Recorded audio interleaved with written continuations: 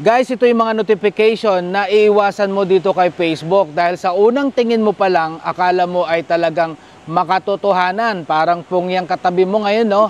Akala mo totoong-totoo sa'yo pero pinaplastic ka lang pala. Guys, ito po talaga iiwasan po natin yan. Dahil po guys, yan po, yung mga link na nilalagay po nila dyan, kapag na-click nyo po yan, ay talaga pong pwedeng ma-hack ang inyong account.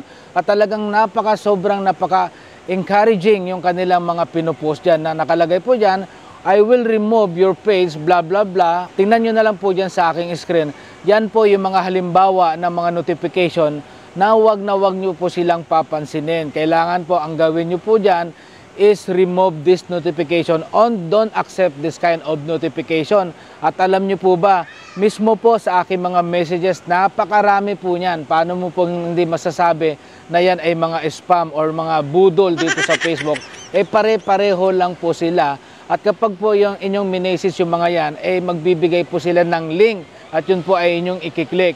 Kaya kung ikaw po ay baguhan dito, well, kailangan mapagmasid ka guys. At marami po talaga sa mga followers ko ang nahack na po yung kanilang account dahil nga po sa pag-click ng ganyang notification. Ano nga po ba yung legit na makikita nyo? Usually po si Facebook, magsisend po yan ng notification or anuman pong information na dapat po natin gawin sa ating pong email na na-provide niya po sa atin dito nung tayo po ay nag-set up ng ating account. Doon nyo po yan makikita.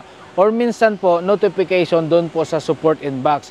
Kaya wag po kayo maniniwala dyan sa mga notification, lalong-lalo na i-check nyo po yung page na yan na talaga pong halatang spam na spam. So guys mag-iingat po tayo sa mga taong pinaplastic lang tayo na akala mo sobrang totoo sa'yo, sobrang concern sa'yo, sobrang concern sa problema mo, pero actually in the end, sila lang po ang nakakadagdag doon sa mga problema na hindi natin masolve-solve. Dahil kung ano po yung sinabi natin sa kanila, asahan mo, kinabukasan, alam na yan sa buong barangay nyo. Kaya mas better, mag-iingat po tayo sa mga notification or sa ating mga narinig. Huwag tayo basta-bastang magpapaniwala. So guys, shout out po dito sa ating mga followers and thank you so much po sa inyong lahat, sa inyong pong suporta. At bumalik po kayo dito bukas dahil dito po kay Nutnut Palaboy, may natutunan ka na, nakabungis-ngis ka pa. Bye!